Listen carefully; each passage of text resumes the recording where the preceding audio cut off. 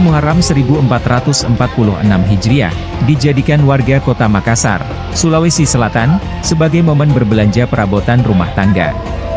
Seperti terpantau di toko Raja Murah Jalan Oku Daeng Risaju, atau Jalan Cendrawasih depan Pasar Senggol, Makassar, Selasa, 16 Juli 2024, sore. Puluhan warga yang didominasi kaum ibu-ibu, tampak memadati pasar tumpah di tepi jalan itu.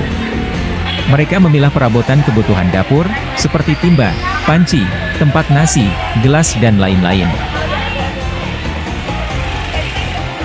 Tiap tahun seperti ini Pak ya?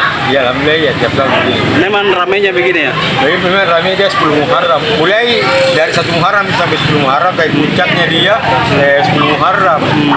Katanya tradisi ada berkahnya, katanya orang, apalagi orang Bugis Makassar. Bugis Makassar ya itu.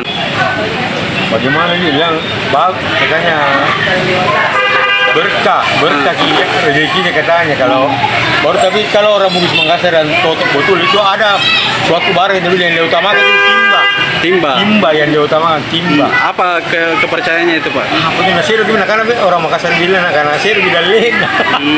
Menimba rezeki begitu ya. Iya. Jadi ini bukanya dari jam berapa sampai jam berapa nih Pak? Jadi malam saya mulai atur barang, semua barang jam 10. Tapi selalu dia kalau seperti tahun lalu jam 12 dia baru selesai dia. Sampai jam 12 malam. Iya. Pak, kalau ini perkiraan larisnya omsetnya sampai berapa ini Pak? Kalau tahun lalu saya itu kira 135. Tapi mudah-mudahan bisa lebih lagi daripada tahun lalu. 135 juta. Iya. Khusus di 10 Muharram saja Pak ya? Muharram saja. Siap. Ini katanya bagus. Bagus kalau 10 Muharram. Maksudnya bagaimana bagusnya itu? Saya juga nggak tahu sih karena mengikut jadi orang tuaku. Oh, jadi tiap tahun begini ya belanja? Katanya awet ya, begitu ya? Iya, katanya yang bagus itu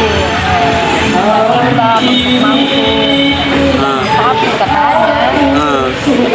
Download Tribun X sekarang, menghadirkan lokal menjadi Indonesia.